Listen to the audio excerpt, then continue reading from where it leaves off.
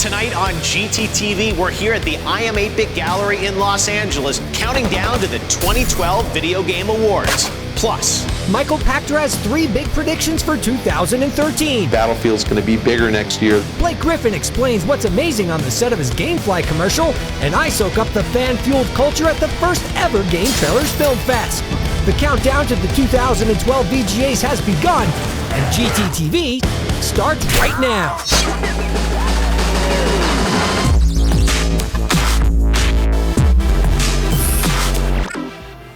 Hey guys, welcome to an all-new GTTV. I'm Jeff Keighley, and tonight we are focused on the 2012 Video Game Awards that are airing tomorrow night live right here on Spike. And right now, we're going to give you an inside guide into the 5 nominees for Game of the Year.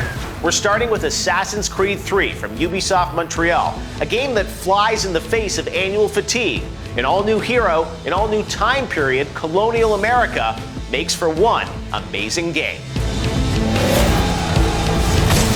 We'd seen enough of Europe. You know, I get it. People liked wenches. They had a lot of prostitutes there. I wanted something new. I really enjoyed not so much the colonial part, but the unbuilt America, kind of what America was before we kind of, you know, made it a parking lot. To those of you who actually turn around and say, oh, there wasn't enough historical characters, one, it's a frigging game that's a take on a key part of history. As far as I'm concerned, I was happy when you bumped into the guy who makes that beer, Sam Adams. That's an altogether different beast. Let us leave it for another day.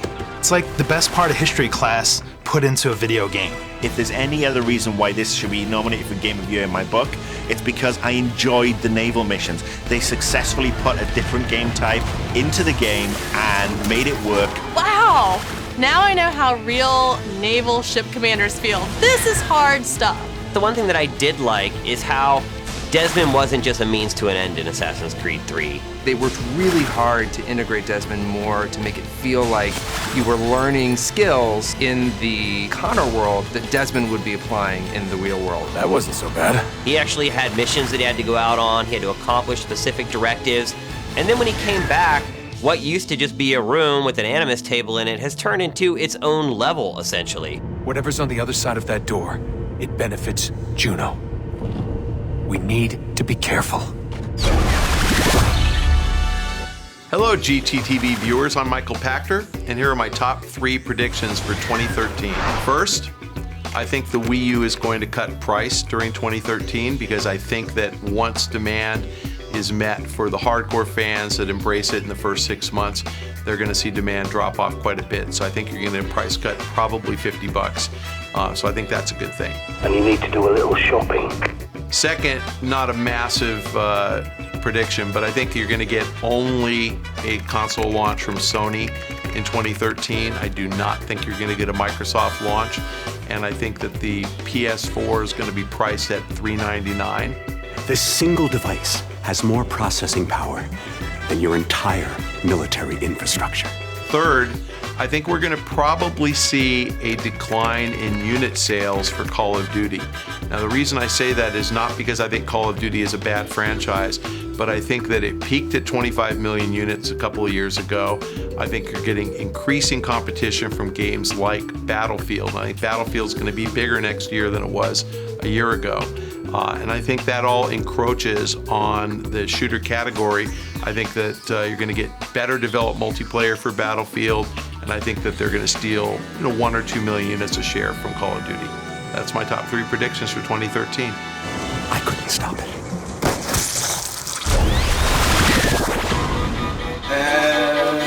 Action. What's up, everybody? I'm Blake Griffin, and we're on the set of a GameFly commercial. A lot of amazing things going on, so be sure to check it out. I've been doing some amazing things and promoting GameFly and letting the people know how amazing it is. You want a first-class ticket to amazing? I flew for a little bit. I wore a jetpack for a little bit. I introduced some clips of guys doing some pretty amazing things. Yeah, a lot of my friends that play video games have used GameFly or do use GameFly. It just makes it so much easier, especially if you don't have time to go out and buy. $60. Probably my favorite game is Tiger Woods. I play that the most, obviously all the basketball games, but other than that, that's what I stick to the most. Get Game 5! Be amazing! After the break, our panel dissects the evil genius of Dishonored. You've got the best of everything, really. And GT Academy's Fastest takes a break from gear shifting and car drifting to revel in his victory. This is a red helmet. It's mine, and I just won GT Academy.